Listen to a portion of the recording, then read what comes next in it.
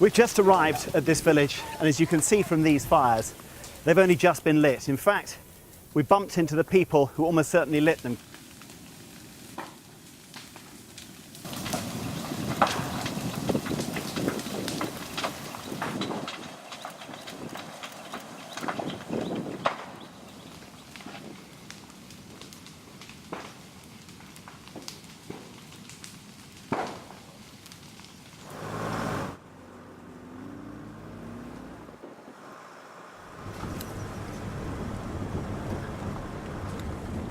Well, we only got to see a few areas of Mongdor.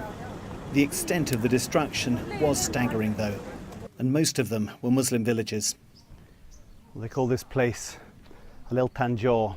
It's quite close to the coast.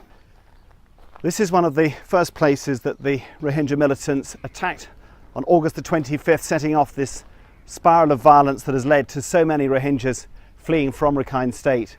And if you look all around me, this area has been completely burnt down, including, if you look just behind me, that was a clinic run by Médecins Sans Frontières.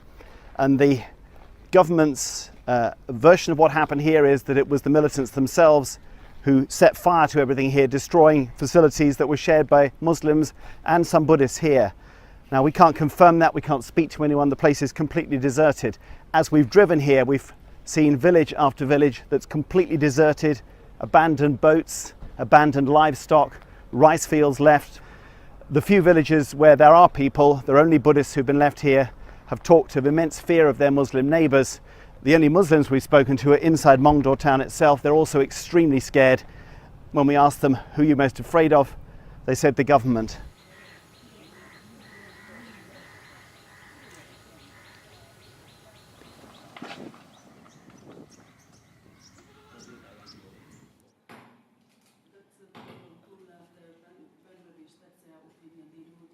Now that we should have it, don't you know like it all? This should be a in Lava. You won't be a in Ghana, why you need them to go.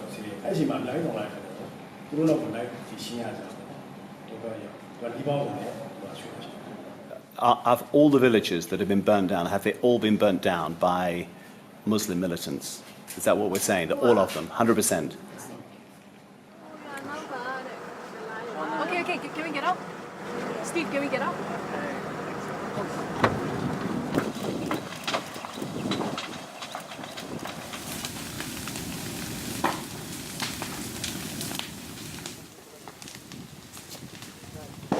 We've just arrived at this village, and as you can see from these fires, they've only just been lit. In fact, we bumped into the people who almost certainly lit them, carrying machetes, not wanting to talk, though one did admit, yes, they set these buildings alight with the help of the police, their ethnic Rakhine.